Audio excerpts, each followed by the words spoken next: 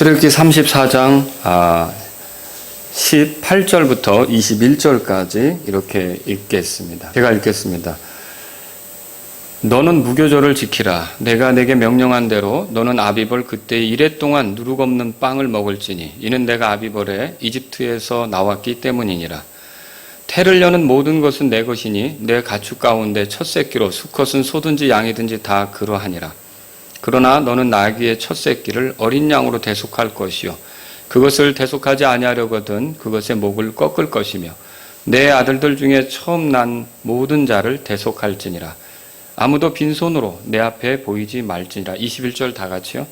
너는 엿새 동안은 일하되 일곱째 날에는 안식할지니 밭을 갈 때나 거둘 때나 안식할지니라. 아멘. 자, 오늘은 그 제목이 죄사함 받은 사람의 삶 이런 걸로 이제 제목을 잡아봤어요.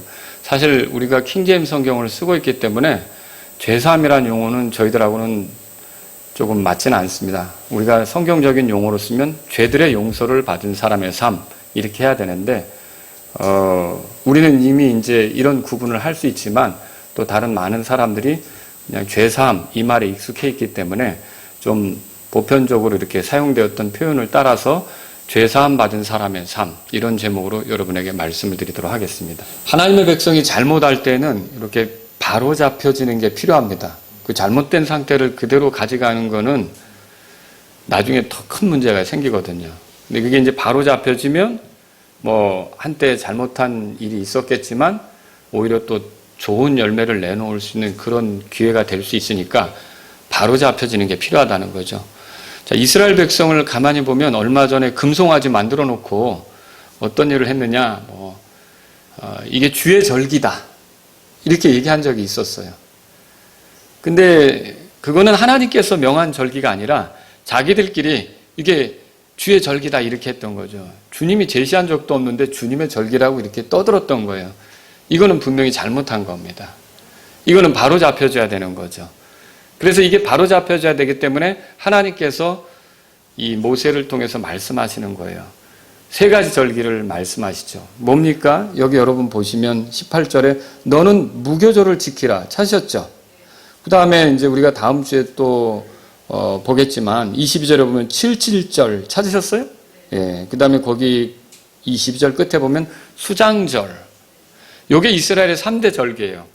진짜로 이스라엘 사람들은 하나님의 절기를 지키기 위해서라면 그 남자들은 이 1년에 3번은 하나님 뵈러 이 절기 때 하나님 처소 그러니까 성막 혹은 성전 이곳으로 나가야 되는 것이죠.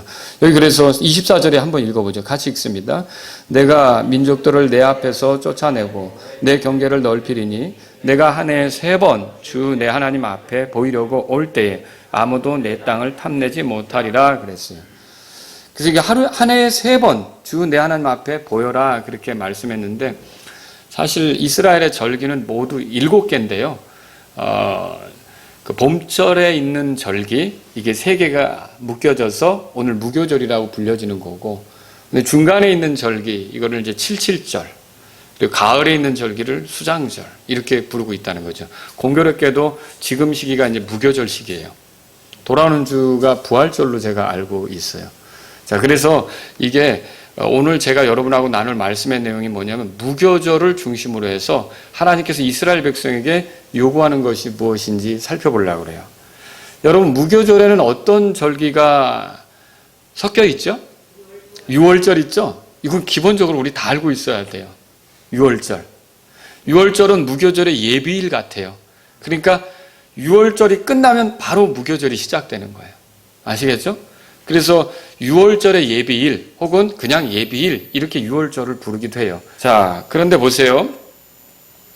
오늘 우리가 살펴보려고 하는 이 유월절, 무교절 이런 무교절을 중심으로 한 이 절기 이걸 통해서 하나님이 요구하시는 것을 보려고 하는데 이게 뭘 보여주고 있느냐면 구원받은 사람, 죄사함 받은 사람에게 하나님께서 요구하는 게 뭔지를 보여준단 말이에요.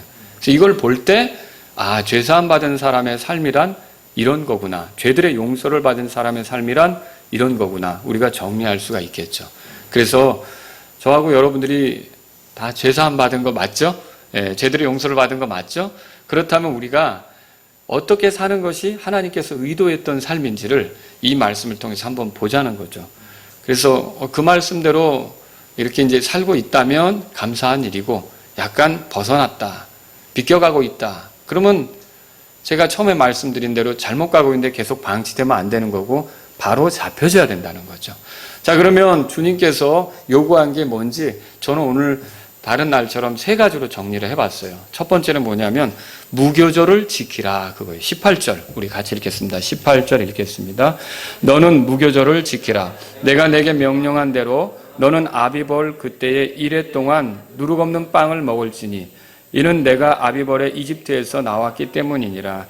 자, 이 아비벌, 이때 이스라엘 백성이 출애굽을 했어요. 그러니까 이게 무교절이라고 하는 거는 출애굽을 기념하는 그런 절기가 돼요.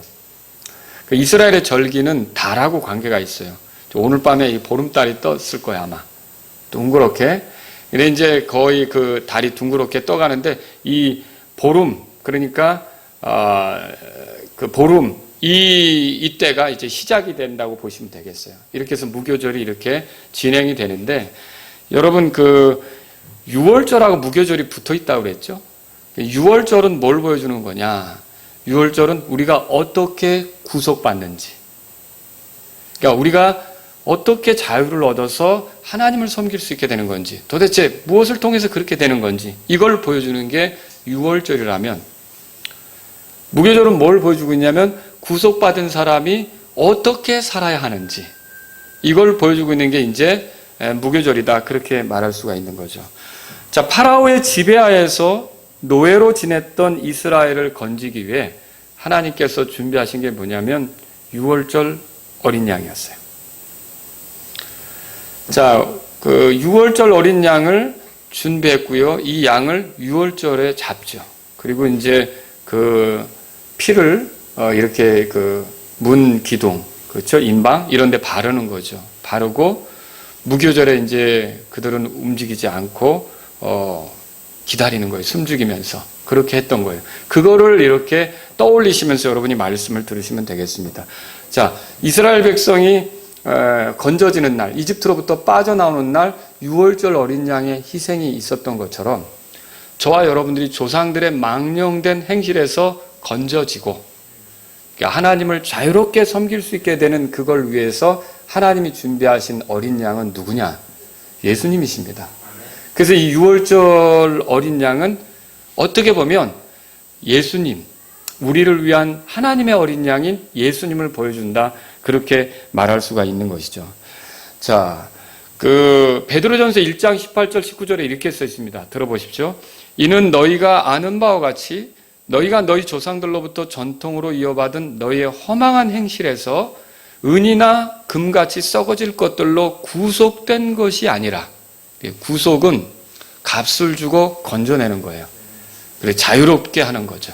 이게 이제 구속인데, 이렇게 구속된 것이 금이나 은 이런 걸로 된 게 아니다, 성경이 말하고 있어요. 그리고 뭐라고 그랬냐면 흠도 없고 점도 없는 어린 양 같은 그리스도의 보배로운 피로 된 것이기 때문이니라.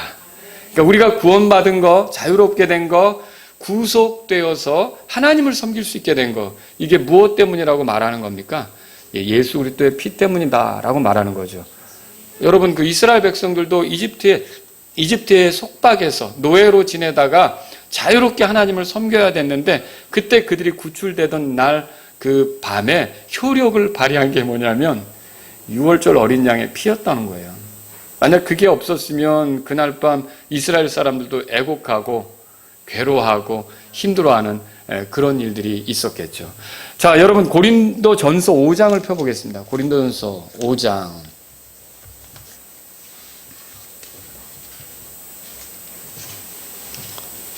5장 7절 8절 이렇게 두 절을 어떤 내용인지 우리 함께 읽어보겠습니다. 7절 8절.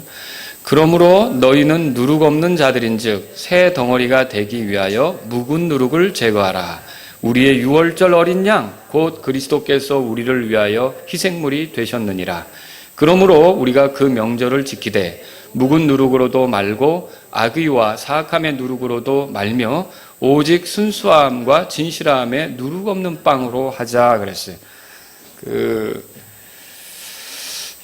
여러분, 예수님께서 우리의 유월절 어린 양으로서 희생물이 되셨다면, 여기 보니까 7절에 그렇게 됐다면 8절에 뭐라고 말하냐면 그 명절을 지키자 이렇게 돼 있어요. 그 명절을 지켜야 된다 이렇게 말하고 있어요. 그러니까 예수님이 우리의 유월절 어린 양이라면 우리는 그 명절을 지켜야 된다 이렇게 말하고 있죠. 그 명절이 어떤 명절이냐, 이게 무교절과 관계가 있는 거예요, 말하자면. 자, 그럼 여기 무교절의 핵심은 뭡니까? 무교절의 핵심이 뭐예요? 여러분, 누룩을 제거하는 거예요. 무교하잖아요. 말하자면 무는 없앤다는 거와 관계가 있고, 교하면 누룩과 관계가 있는 거예요. 그러니까 누룩을 없애는 절기다 그렇게 보시면 되는 거죠. 무교절의 핵심은 누룩을 제거하는 거예요. 그러면 성경에서 이 누룩은 뭘 우리에게 비춰줄까요? 뭘 보여줄까요? 자, 여기 보시면요, 6절에 너희가 자랑하는 것이 선하지 아니하도다. 적은 누룩이 온 덩어리를 뜨게 함을 너희가 알지 못하느냐 그랬죠. 이게 뭘 얘기하는 걸까요? 조그만 죄를 방치할 때 이게 큰 문제를 일으킬 수 있다는 것을 말하고 있거든요. 그러면 여기서 누룩은 뭘 보여주는 겁니까? 죄를 보여주는 거라고 할 수 있는 거죠. 그러니까 누룩을 제거하라, 이 말은 무슨 뜻입니까? 죄들을 제거하라, 이런 것과 관계가 있는 거예요. 여러분, 여기서 7절에 보세요. 너희는 누룩 없는 자들인즉, 그렇게 돼 있죠. 그리스도인들을 뭘로 표현했어요? 누룩 없는 자들 이렇게 표현했어요. 그럼 이게 누룩 없는 자들이라는 건 무슨 뜻입니까? 죄들을 용서받아서 하나님의 은혜로 깨끗하게 된 사람들. 그러니까 저와 여러분들은 누룩 없는 자들인 거예요. 죄들을 용서받아서 하나님의 은혜로 예수 그리스도의 피로 깨끗하게 된 자들이라는 거죠. 이렇게 우리에 대해서 말하고 있어요. 또 여기에 보면은 그리스도에 대해서 뭐라고 표현하느냐, 8절 끝에 보면 순수함과 진실함에 뭐라고 돼 있죠?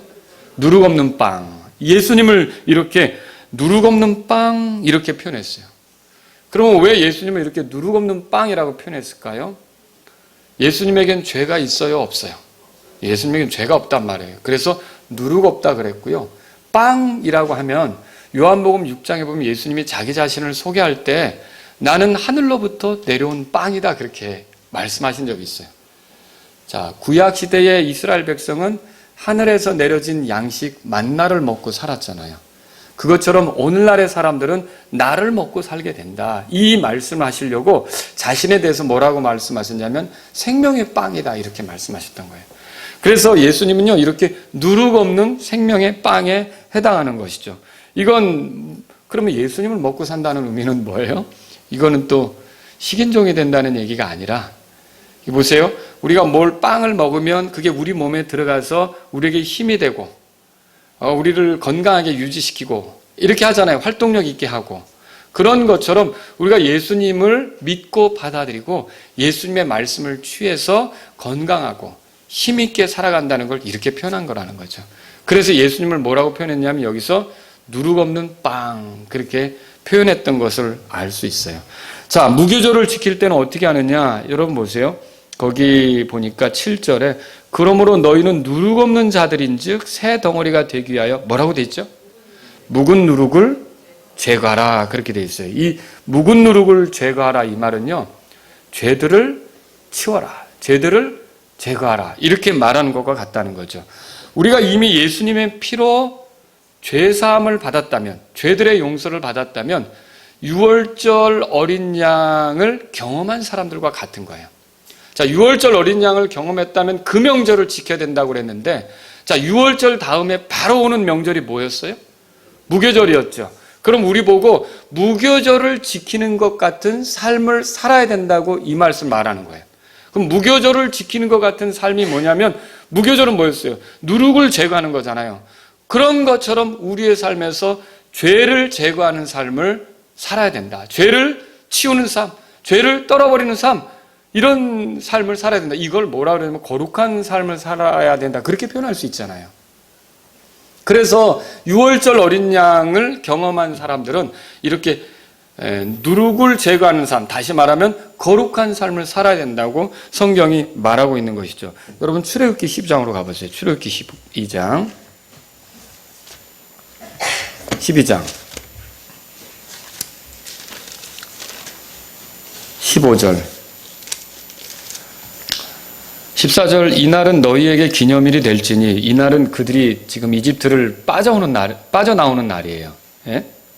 너희는 이날을 너희 대대로 주를 위한 명절로 지키고 규례에 따라 그것을 영원토록 명절로 지킬지니라 그랬어요. 자, 15절 다 같이 읽습니다. 너희는 이래 동안 누룩 없는 빵을 먹을 것이요 첫째 날에 너희 집에서 누룩을 제거할지니 누구든지 첫째 날부터 일곱째 날까지 누룩 있는 빵을 먹으면 그 호는 이스라엘에서 끊어지리라 그랬어요. 자, 여기서 누룩을 제거하는 것은 제가 지금 뭘로 설명했죠? 오늘날로 말하면 죄를 제거하는 것을 비춰준다. 그렇게 말씀을 드렸어요. 6월절 어린 양과 무교절에 누룩을 제거하는 것은 이게 떨어질 수가 없어요. 그러니까 6월절 어린 양의 피를 경험했다면 그 피의 효력으로 탈출하게 됐다면 그 다음 그 날이 무슨 날이 되냐면 그날부터 잘 들으세요. 6월절 어린 양의 피를 경험하고 그 피의 효력을 경험했다면 그날부터 이스라엘 백성은 어떻게 되냐면 무교절로 지키는 거예요. 무교절로 지키는 거예요. 그러면 이 말은 오늘날 우리에게 뭘 보여주겠냐면 예수님의 피로 죄들을 용서받고 이제 구속을 받아서 그 사탄의 권세와 또 이런 어떤 그 악한 영들에 의해서 노예 생활하던 데서 벗어나 하나님을 섬기게 되었다면, 예수님에서 그렇게 됐다면 바로 그날부터 그 사람은 어떻게 되느냐? 죄를 멀리하는 거룩한 생활을 시작해야 된다는 거죠. 지금 성경은 이걸 말하고 있어요. 그래서 이게 뭐와 관계가 있냐면 6월절은 우리의 칭의와 관계가 있어요. 우리가 어떻게 의롭게 되는가? 우리가 어떻게 죄들에서 씻김 받는가? 그렇다면 무교절은 뭐와 관계가 있느냐? 성화와 관계가 있어요. 그러니까 이 두 가지는 붙어 있는 거예요. 이 두 가지는 6월절이 이제 6월절 어린 양의 피로 무교절이 이제 효력 있게 시작이 되는 건데, 그러면 우리가 죄들을 용서받고 의롭게 되었다면 성화의 삶은 거기서부터 시작이 되는 거라는 거죠. 무슨 말인지 아시겠죠? 그래서 여러분, 우리가 성화를 부정하고 죄사함만 말한다. 이거는 문제가 있는 거예요.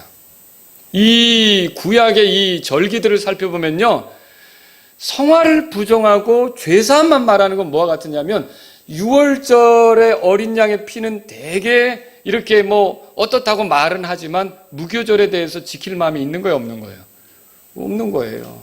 근데 성경은 오늘 뭐라고 말해요? 무교절을 지키라.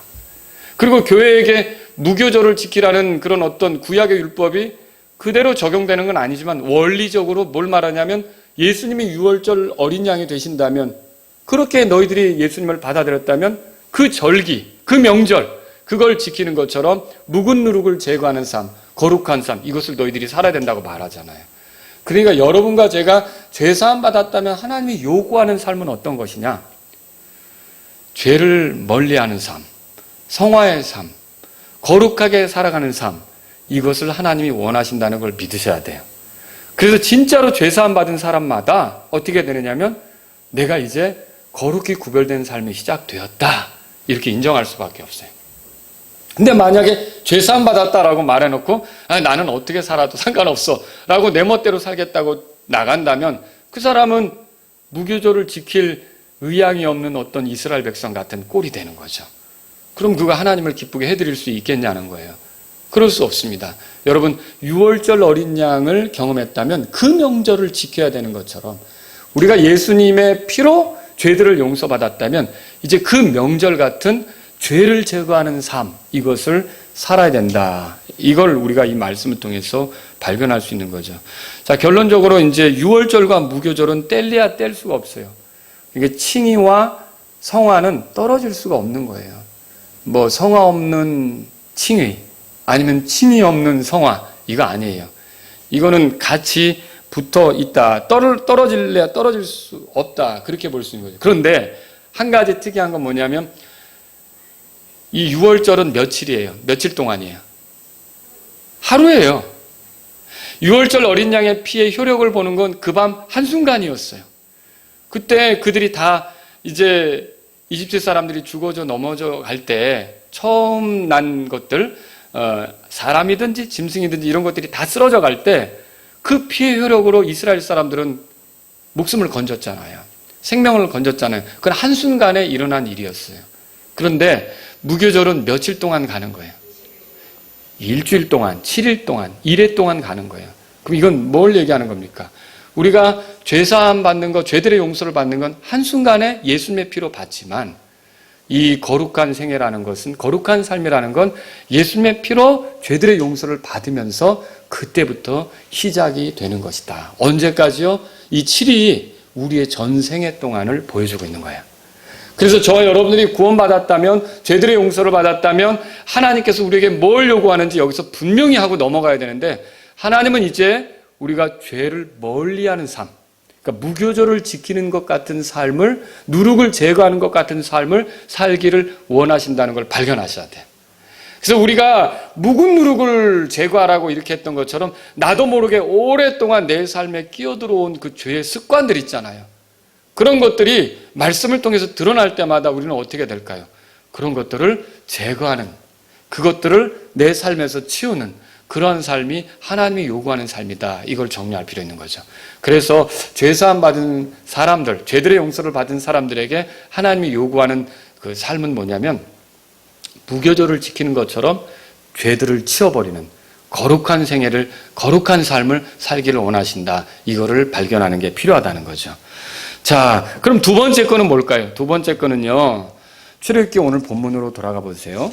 34장에 보시면 18절 한번 우리 18절 읽고 일단 넘어가죠. 같이 읽겠습니다. 너는 무교절을 지키라. 내가 내게 명령한 대로 너는 아비벌 그때 1회 동안 누룩 없는 빵을 먹을지니 이는 내가 아비벌의 이집트에서 나왔기 때문이다. 그러니까 이 무교절을 지키라는 건 거룩한 생활을 하라. 그걸로 이제 이해를 하시겠죠? 자, 두 번째 건 뭐냐면요. 여기 이렇게 말하고 있어요. 첫 태생은 내 것이다. 그러니까 처음 난 것은 내 것이다. 하나님이 그 두 번째 말씀을 하시는 거예요. 19절 다 같이 읽겠습니다. 태를 여는 모든 것은 내 것이니 내 가축 가운데 첫 새끼로 수컷은 소든지 양이든지 다 그러하니라 그랬어요. 그러면 왜 처음 난 것은 하나님의 것일까요? 이스라엘 백성이 출애굽하던 그 무교절 밤 있잖아요. 6월절 어린 양의 피를 발랐던 그 밤에 아주 끔찍한 일이 이집트에 있었어요.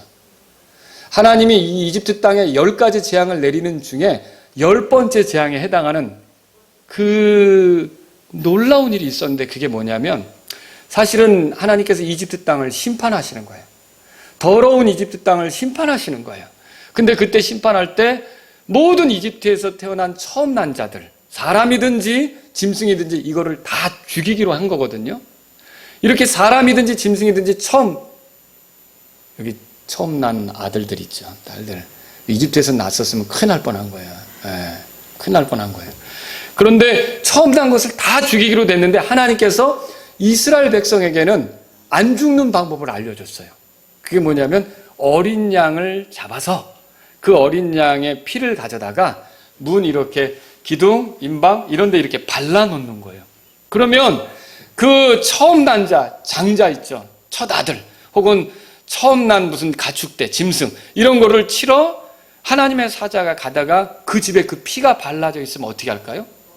그 집은 넘어가는 거예요. 그 6월이란 말이 넘어간다 그 뜻이에요. 지나간다 그런 뜻이에요. 우리가 학교 지각해가지고 교문에서 안 걸리려고 담 넘어가는 걸 월담한다 그러잖아요. 월담, 그 월자. 6월이 그게 넘어간다는 거죠. 말하자면. 그런데 또 6월달, 7월달 그게 아니고 이게 넘어간다는 그런 뜻이에요. 그런데 하나님께서 그들은 넘어가셔서 살려주셨지만 이집트 사람들의 집은 피가 없잖아요. 그러니까 이집트 사람들의 집은 들어가서 큰아들을 다 죽이는 거예요. 그리고 짐승 중에 처음 난 것도 다 죽이는 거죠. 그러니까 온 이집트 땅에서 통곡하는 소리가 난 거예요. 비명 소리가 난 거죠. 모두가 슬퍼한 거죠. 그런데 하나님께서는 이스라엘 백성들의 처음 난 것은 어떻게 한 거예요? 살렸죠. 살렸어요. 죽어 마땅한 것인데 하나님께서 영광 받으시겠다고 살린 거예요. 하나님께 속하게 하려고 살린 거예요. 그래서 구속을 해서, 그 피로 구속을 해서 하나님을 위해, 더 이상 파라오를 위해 사는 게 아니라 하나님을 위해 살아가도록 만든 거죠. 그래서 원래 죽었어야 되는 건데 하나님이 마련하라고 하신 어린 양의 핏값, 6월절 어린 양의 핏값으로 그들이 살아났으니까 그들은 누구 거라고 이제는 하나님이 정하시는 거예요. 하나님 거라고 정하시는 거죠. 그럼 여기서 알 수 있는 게 뭘까요? 여러분과 제가 만약 예수님의 피가 나를 죄에서 깨끗하게 한 거고 나를 죄에서 건져 하나님을 섬길 수 있게 만들었다, 나를 자유롭게 섬길 수 있게 구속한 피가 예수님의 피다, 이렇게 믿으면 그 피에 의해서 우리가 이제는 인정해야 될 거, 그러니까 하나님이 우리에게 요구하시는 거죠. 그건 뭐냐면 나는 하나님의 것이다. 처음 난 것은 누구 거라고 그랬어요? 주님의 것이라고 그랬잖아요. 나는 하나님의 것이다. 이것을 인정하고 사는 걸 하나님이 요구한다는 걸 발견할 필요가 있는 거죠. 그래서 저와 여러분들이 구원받았다면, 죄들의 용서를 받았다면, 이 예수님의 피로 죄사함을 받았다면 분명히 하나님께서 우리에게 요구하는 건 뭐냐면 너는 내 것이다. 자, 우리가 나의 하나님 이렇게 고백하는 것도 복된 일이지만 하나님께서 나를 향해 너는 내 것이다 이렇게 하는 것도 복된 일입니다. 하나님께서 우리를 가볍게 다루시지 않을 겁니다. 하나님께서 우리가 엉뚱한데 소용되는 것을 기뻐하지 않고 우리를 자신의 영광을 위해 쓰시려고 할 겁니다. 하나님께서 우리가 이루어지는 걸 원치 않기 때문에 끝까지 지키려고 하실 겁니다. 그러니까 우리가 주님의 것이 된 거죠. 그리고 우리는 무엇을 위해 있는 거예요? 하나님의 영광을 위해 있는 거죠. 그래서 여러분들 고린도전서 6장 19절에서 20절에 들어보세요. 도대체 무슨 말이냐? 너희 몸이 너희가 하나님에게서 받은 바 너희 안에 계신 성령님의 전인 줄을 너희가 알지 못하느냐? 너희는 너희 자신의 것이 아니니. 너희 자신의 것이 아니니. 주께서 값을 치르고 너희를 사셨느니라. 그런즉 하나님의 것인 너희 몸과 너희 영으로 하나님께 영광을 돌리라. 바울은 이 죄들의 용서를 받은 사람들에게 뭐라고 말해요? 너희는 너희 자신의 것이 아니다. 너희는 하나님의 것이다.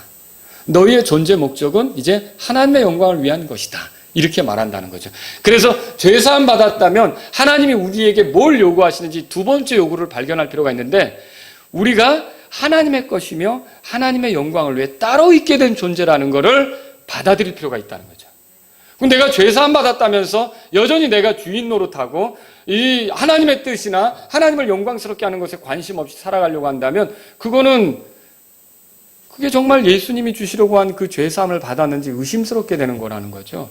우리가 참으로 죄사함을 받았다면 바로 이런 원리에서 하나님에 의해 구별되어 하나님의 영광을 위해 따로 있게 된 하나님의 소유라는 점을 인정할 필요가 있는 거죠.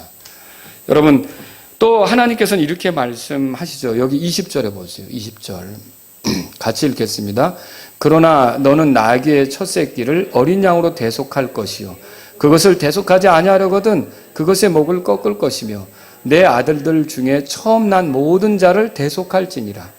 아무도 빈손으로 내 앞에 보이지 말지니라. 여기서 반복되어 등장하는 표현이 뭐냐면 따라서 대속.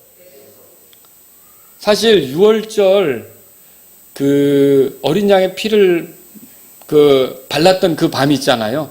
그 무교절 그 밤인데 그때 여러분 그때 그 이스라엘의 처음 난 자들이 죽지 않았던 거는 사실 원래 죽어야 되는 건데 누가 대신 죽었기 때문에 그렇게 된 거예요. 어린 양의 그 죽음이 있었기 때문에, 어린 양의 희생이 있었기 때문에 그들이 죽지 않은 거잖아요. 이 어린 양이 그들을 대신해서 죽은 걸로 보아서 그게 대속이에요. 그러니까 이들을 죽이고 죽어 마땅한 자를 살리는 거, 이게 대신 죽어서 건지는 거, 이게 대속이죠. 대속. 그런데 이게 이스라엘 가운데 처음 난 것들에 다 적용이 되는데 19절에 보니까 거기 여러분 내 가축 가운데 첫 새끼로 수컷 소든지 양이든지 다 그러하다 그랬고 20절에 지금 우리가 읽은 데는 나귀의 첫 새끼를 얘기한단 말이죠. 근데 이 나귀가 교회 성도들은 짐승으로 말하면 뭘로 잘 표현하던가요? 양으로 표현하죠. 거짓 대언자는 뭘로 잘 표현하던가요? 양의 털을 쓴 이리, 혹은 골로새 3장 같은 데 보면 개, 그죠? 그렇게 이제 표현되는 걸 볼 수가 있어요. 이 나귀는 부정한 죄인을 표현하는데 많이 쓰여져요. 왜 그러냐? 나귀는 되새김질을 하지 않아요. 그러면 죄인들은 어떠하냐? 하나님 말씀을 곱씹을 줄 몰라요. 하나님 말씀을 묵상할 줄 몰라요. 하나님 말씀을 구하지 않아요. 하나님의 뜻대로 살고 싶은 마음도 없는 거고요. 그런 그 죄인의 모습을 나귀가 보여주고 있는 거죠. 또 나귀는 발굽이 갈라지지도 않았어요. 그 죄인은 어떻습니까? 갈라진 삶을 살지 않아요. 분리된 삶을 살지 않아요. 구별된 삶을 살지 않아요. 그래서 이 나귀가 어떻게 보면 죄인의 모습을 보여준다고 할 수 있는 거죠. 그런데 이 나귀의 첫 새끼가 죽어야 되는데, 그러나 만일 여기에 나온 대로 20절에 어린 양이 대속하면, 그 뭐예요? 어린 양이 대신 죽으면 나귀의 목을 꺾을 필요가 있어요, 없어요? 없게 되는 거죠. 나귀를 계속 부리면서 나귀로 짐을 나르기도 하고 이렇게 할 수 있다는 거죠. 근데 어린 양이 죽으면, 그죠? 여기에 대속의 원리가 있는 거예요. 어린 양이 죽으면 그렇게 할 수 있다는 것이죠. 여러분, 이건 뭘 보여주고 있습니까? 아무리 부정한 죄인이라도 어린 양이 그를 위해 죽으면 그는 목이 꺾이는 나귀처럼 될 필요가 있어요?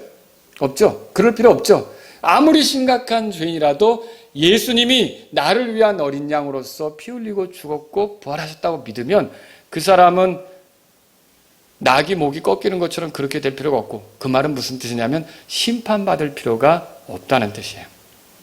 그 사람은 대속을 통해서 삶의 기회를 갖고 하나님의 영광을 위해 살아갈 수 있게 된다는 거죠. 이걸 통해서 우리가 하나님께서 이렇게 그 대속을 통해 사람을 살리는 그런 원리들을 발견할 수 있게 된단 말입니다. 대속물인 어린 양의 희생으로 목숨을 건진 처음 난 것들은 계속 이제는 가족들을 위해 하나님의 영광을 위해 소용이 될 수 있는 것처럼, 여러분, 예수님께서 우리의 죄 때문에 죽으셨다고 믿으면 우리는 이제 대속을 통해 하나님의 영광을 위해 사람들의 그 위로가 되도록 그렇게 살아갈 수 있게 되는 걸 믿으시기 바랍니다. 그래서 이런 대속으로 하나님이 우리를 소유 삼으시는 거예요. 자, 이렇게 해서 하나님의 것이 되면, 여러분, 내가 하나님의 것이라고 할 때 내게 속한 건 다 그것도 하나님의 것이 됩니까? 그렇게 될 수 있죠. 그래서 여기 20절 끝에 뭐라고 나오냐면 아무도 빈손으로 내 앞에 보이지 말라, 그 말이 나온 거예요. 그러니까 이게 못 드리는 사람의 특징은 뭐냐면 그게 내 거라고 생각하니까 못 드리는 거예요. 그러지 않습니까? 왜 내 거를 손해봐야 되는 거죠? 왜 내 거를 잃어버려야 되느냐는 거죠. 근데 여러분, 우리가 드릴 수 있는 거는 어떻게 시작이 됩니까? 내가 하나님의 것이다라고 인정하면, 하나님이 나에게 맡기신 것은 지난주 오전에 우리가 들은 것처럼 내게 주어진 소유는 다 청지기가 되보라고 하나님께서 나에게 맡기셨다고 보는 거예요. 그러니까 만약에 필요하다면, 만약에 하나님께서 원하신다면 내가 빈손으로 가는 게 아니라 얼마든지 드릴 수 있는 거죠. 원래 누구 거니까? 하나님의 거니까. 하나님이 나에게 맡기신 거고 나에게 주셨으니까. 그리고 나도 하나님의 거니까. 내가 가지고 있는 것도 내 것이 아니라는 거죠. 그래서 하나님께 드릴 수 있는 거예요. 그래서 이렇게 하나님의 소유라고 인정한 사람은 하나님께 빈손으로 나올 수가 없는 거죠. 절기를 지키려고 3번 예루살렘으로 올라갈 때마다 그들은 반드시 뭔가 하나님의 드릴 것을 가지고 올라가게끔 되어 있다는 거죠. 그래서 저와 여러분들이 여기서 두 번째로 발견할 게 그거예요. 여기 보면은 처음 것이 내 것이다, 이런 말씀을 통해서 우리가 대속을 통해 하나님의 소유가 됐다. 나는 하나님께 드리는데 이건 하나님의 것을 하나님께 돌려드리는 것일 뿐이다. 여러분과 저는 그런 마음으로 살아야 된다는 거죠. 하나님께서 요구하는 게 이거라는 거예요. 세 번째로는 안식하라는 것을 발견할 수 있어요. 21절 보겠습니다. 21절 같이 읽겠습니다. 너는 엿새 동안은 일하되 일곱째 날에는 안식할지니 밭을 갈 때나 거둘 때나 안식할지니라 그랬어요. 엿새 동안은 일해야 되지만 일곱째 날은 쉬라는 거예요. 근데 이게 여러 가지 안식일에 대해서, 안식하는 거에 대해서 말할 수 있겠지만 왜 하나님께서 이 날 쉬게 하시는가? 이거는 다른 게 아니라 에덴 동산에 선악을 알게 하는 나무가 있었던 거 아시죠? 그걸 보면서 저거는 먹으면 안 된다. 그럴 때 왜 저거는 먹지 말아야 되느냐? 누군가는 물을 거고 하나님이 금하셨다. 그럼 하나님이 누구냐? 그럼 하나님이 이 동산을 우리에게 허락하신 거고 우리에게 생명과 호흡을 주셔서 우리가 살아가도록 그렇게 하신 분이다. 사실 어떻게 보면요, 선악과의 그 어떤 그 역할, 이게 뭐냐면 하나님을 기억하며 살도록 하는 데 있는 거예요. 그것마저 없었으면 그냥 자기들에게 모든 걸 맡기셨기 때문에 자기들이 주인인 줄 알고 이제 살아갈 수도 있는 건데, 막 열심히 살다가 선악과를 딱 보는 순간 저거 금하신 분이 하나님이시지. 예, 하나님이 우리에게 동산을 주셨지. 그 하나님을 기억하며 살게 하는 거라는 거죠. 마찬가지로 이 안식일, 안식년 이런 것들은 다 쉬라고 하는 건 뭐와 관계가 있냐면요, 모든 걸 창조하시고 쉬셨던 하나님 있잖아요. 그 하나님을 기억하게 만드는 거예요. 그러니까 하나님께서 이 요구하는 게 뭐냐면, 죄사함 받은 사람들에게 하나님 잊어버리고 살지 마라. 하나님 기억하며 살아라. 평생에 하나님 기억하며 살아라. 안식일은 한 번만 오다가 끝납니까? 또 가면 또 오잖아요. 또 가면 또 오잖아요. 그런 것처럼 평생에 걸쳐 하나님을 기억하며 살으라고 이 날을 주셨던 거죠. 예를 들어 이럴 거 아닙니까? 어느 집 아버지가 열심히 일을 하는데 오늘은 집에서 막 누워서 아이들하고 놀고 있어요. 근데 애가 물을 거 아닙니까? 아빠 오늘은 왜 일을 안 하세요? 그러면 아빠가 뭐라 그랬어요? 오늘은 안식일이야. 안식일은 어떤 날인데요? 우리가 쉬어야 되는 날이지. 왜 쉬어야 돼요? 하나님께서 쉬라 그랬어. 그 이유는 간단해요. 하나님께서 쉬라 그랬어요. 그러면 아이들이 뭐라 그럴까요? 하나님이 누구신데요? 그때 하나님에 대해서 가르쳐 줄 수 있는 거예요. 우리에게 모든 생명과 호흡과 필요한 것들과 삶의 기회를 주시는 분이 그분이셔. 그리고 야, 들어봐. 우리가 일주일 내내 일하기만 하고 쉬지 않는다고 해서 뭐 우리가 수확을 얻는 게 아니라, 우리가 이분의 말씀에 따라 쉬는데 6일간 일하고 하루 쉬더라도 바로 우리 보고 쉬라고 하신 이분이 우리의 소출을 풍성하게 내실 것이고 우리를 풍요롭게 해주실 분이야. 그래서 우리는 그분의 말씀대로 살아야 돼. 여러분, 이거 자연스럽게 가르칠 수 있지 않겠습니까? 바로 어떻게 보면 안식하는 건 그런 효력이 있다는 거죠. 그런 용도로 사실은 이스라엘 백성들에게 주어졌다는 거죠. 그런데 오늘날 우리에게는 사실은 이게 필요가 없게 된 게, 여러분과 저는 하나님을 잊어버리고 산 자들이었는데, 맞죠? 하나님을 몰랐던 자들 아닙니까? 외면하고 살았던 자들 아닙니까? 그런데 이제는 예수님 때문에 하나님을 잊어버릴 수가 없게 됐어요. 예수님 때문에 하나님을 늘 생각하며 살 수밖에 없게 됐어요. 그죠? 그래서 이미 우리 안에는요, 이 예수님을 통해 안식이 이루어진 거예요. 하나님을 기억하며 사는 삶이 이루어진 거라는 거죠. 그러니까 우리가 따로 안식일을 지켜가며 할 필요가 없는 거예요. 오히려 또 우리가 예수님을 만났기 때문에 예수님 때문에 모이는 그 교회 경배에 참여하고요. 예수님 때문에 주님을 더 알기 위해서 성경을 읽고요. 예수님 때문에 우리가 또 주님 뜻대로 살기 위해서 기도하고요. 이런 여러 가지 것들을 통해서 우리가 복음 전하는데도 함께하고, 이렇게 하면서 예수님의 말씀에 순종하면서 우리가 계속 예수님을 기억하는 하나님을 기억하는 삶을 살잖아요. 이게 우리 안에 안식이 이루어진 거죠. 그럼 이게 무슨 말입니까, 여러분? 이런 안식이 이루어졌다면 여러분, 교회 가는 게 짐입니까? 경배 드리는 게 아주 무거운 노역입니까? 복음 전하는 것이 아주 그냥 무거운 짐을 얹는 겁니까? 안식이 이루어졌다는 건요, 하나님을 기억하면서 하는 모든 것들이 이제는 마음 안에서 편한 게 된 거예요. 쉬운 게 된 거예요. 가벼운 게 된 거예요. 그래서 우리가 이제 구원받은 우리는 주님이 우리에게 경배하는 자를 찾는다. 주님이 그래서 경배하러 우리가 갈 때 그게 어려운 게 아니에요. 막 끌려가서 마음의 짐을 느끼며가 아니라, 생각해 보세요. 여러분이 주일날 되시면은 교회를 가야 되나 말아야 되나 이럽니까? 아니면 그냥 자동적으로 내가 가서 말씀 들어야지 이게 움직여집니까? 자동적으로 됩니까? 여러분, 그게 쉼이 있는 거예요. 근데 이게 억지로 끌려오는 사람은 어떨까요? 그게 쉼이 아니죠. 마지못해서 오는 건데, 저와 여러분들이 이렇게 안식을 누리게 된 거죠. 그래서 하나님은 이 말씀을 통해서 우리가 하나님을 기억하며 살라는 것을 요구하는 거예요. 죄사함 받은 사람은 어떻게 살아야 된다? 하나님을 기억하며 살아야 된다. 근데 하나님을 기억하는 건 다른 게 아니에요. 우리가 예수님을 늘 가까이 하고 늘 생각하고 하면 예수님을 통해서 하나님하고 가까워지는 거잖아요. 이걸 우리가 알 수 있게 되는 것이죠. 자, 오늘 이 말씀은요, 주께서 이스라엘에게 요구하신 세 가지를 보여줘요. 첫째는 뭐였어요? 무교절을 지키라. 두 번째, 처음 난 것은 내 것이다. 세 번째 뭐였어요? 안식하라. 이렇게. 근데 이게 출애굽한 이스라엘 백성에게 하나님이 요구하는 거였는데, 이건 죄사함 받은 우리에게, 죄들의 용서를 받은 우리에게 하나님이 뭘 요구하는지를 보여준다는 거죠. 자, 그래서 우리가 어떤 삶을 살아야 되는지를 보여주는데, 이제 세 가지로 말씀을 정리하고 끝낼게요. 첫 번째, 죄사함 받은 사람은 죄를 멀리하고자 합니다. 멀리하고자 하는 거죠. 의롭다함을 얻었다면서 거룩하게 이렇게 살려는 뜻이 없는 사람은 이상한 사람이에요. 여러분, 죄사함 받았지만 성화 같은 것은 없다고 말하는 사람은요, 유월절 어린 양은 존중하지만 묵은 누룩을 제거하는 것 같은 그 절기를 지키는 삶에 대해서는 관심이 없는 거예요. 분명히 유월절 어린 양을 경험했다면 묵은 누룩을 제거하는 그런 절기를 지키듯 하는 그런 삶을 살아야 된다는 거죠.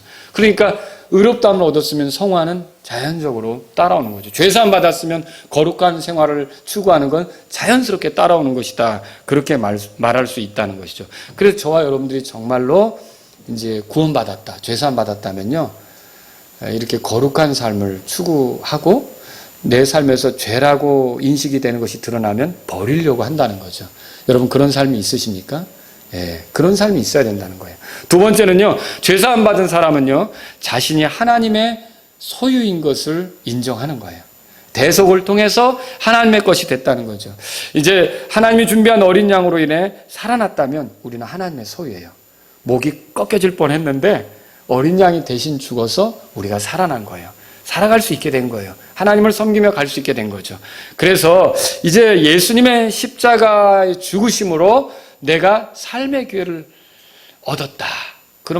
그래서 내가 구속받았다. 이러면 나는 어떻게 살아가야 되느냐? 하나님의 소유다. 이렇게 인정하면서 살아야 된다는 거죠. 그래서 여러분이 히브리서 12장에 보면 처음 난 자들의 교회 읽어보셨죠? 우리가 처음 난 자들의 교회를 이루는 거예요. 그러니까 처음 난 것들은 다 대속을 통해서 하나님의 것이 되는 걸 우리가 성경을 통해서 봤잖아요. 처음 난 자들의 교회는 하나님의 소유된 백성을 얘기하는 거예요. 저와 여러분들은 하나님의 소유라는 것을 인정하고 사는 거죠. 그러니까 우리가 하나님의 소유라면 우리가 가진 것도 결국은 누구 거예요? 하나님의 거죠. 그래서 필요하다면 우리가 잘 관리하고 아끼고 이렇게 해야 되지만, 만약 주님께서 어떤 것을 필요로 하실 때는 주님께 기꺼이 내어드릴 수 있는 거죠. 주님이 예루살렘으로 입성하실 때 나귀 새끼가 필요하다 그러면 가져가게 했던 사람 있잖아요. 그리고 주님이 제자들하고 마지막 유월절 식사를 하려고 하는데 장소가 필요하다고 하니까 그걸 제공한 사람 있잖아요. 그런 것처럼 우리가 가진 무언가를, 이게 주님의 것이니까 그럼 주님께 이렇게 주님이 필요하시다면 주님께 드리겠습니다. 얼마든지 그렇게 할 수 있다는 거죠. 또 죄사함 받은 사람은 늘 하나님을 기억하며 삽니다. 그게 안식이에요. 하나님하고 멀어지는 게 불안한 거예요. 여러분, 하나님하고 함께하는 게 평안이라는 걸 믿습니까? 하나님하고 함께하는 게 안식이죠. 근데 우리는 이런 예수님을 통해서 하나님을 알게 되었기 때문에 예수님을 통해서 드리는 경배, 예수님을 통해서 드리는 기도, 예수님을 더 알고자 성경 읽는 거, 예수님의 명령을 순종하고자 복음을 전하는 것, 이런 모든 걸 통해서 우리가 하나님을 가까이 하게 되는 거예요. 기억하게 되는 거예요. 이게 우리에게 짐스러운 일이 아니라 이제는 이게 쉼이죠, 쉼. 이게 안식을 주는 일이라는 거죠. 오히려 제가 볼 때 진짜 구원받은 사람은 성경을 안 읽으면 불안해져요. 그렇습니까? 경배, 우리 코로나 시절 이렇게 보내고 있지만 경배를 안 드리면 오히려 좀 방학이야, 홀가분해, 이렇게 되는 건 그게 이상한 거예요. 그렇지 않습니까? 근데 기도 생활이 식었어요. 그러면 그게 아무렇지도 않다? 그게 오히려 이상한 거죠. 그렇죠? 오히려 기도를 못하면 불안해지고요, 성경을 안 읽으면 불안해지고요, 교회 예배드리러 안 가면 불안해지는 게 구원받은 사람이에요. 근데 죄사함 받은 사람은 이게 경배드리러 가야 평안이 있고 기도 드려야 또 기도 생활이 잘 돼야 마음에 그 기쁨이 있고 성경 읽으면서 하나님 말씀을 알아가야 또 여기 즐거움이 있고 그게 안식이에요. 그게. 여러분 그렇게 믿으십니까? 그래서 우리는요 이렇게 이런 것들로 주님을 기억하며 사는 삶이 되었다는 거예요. 여러분 어때요? 정말 기도하지 못하고 지나갈 때 마음에 불안한가? 경배드리지 못하고 지나갈 때 마음이 불안한가?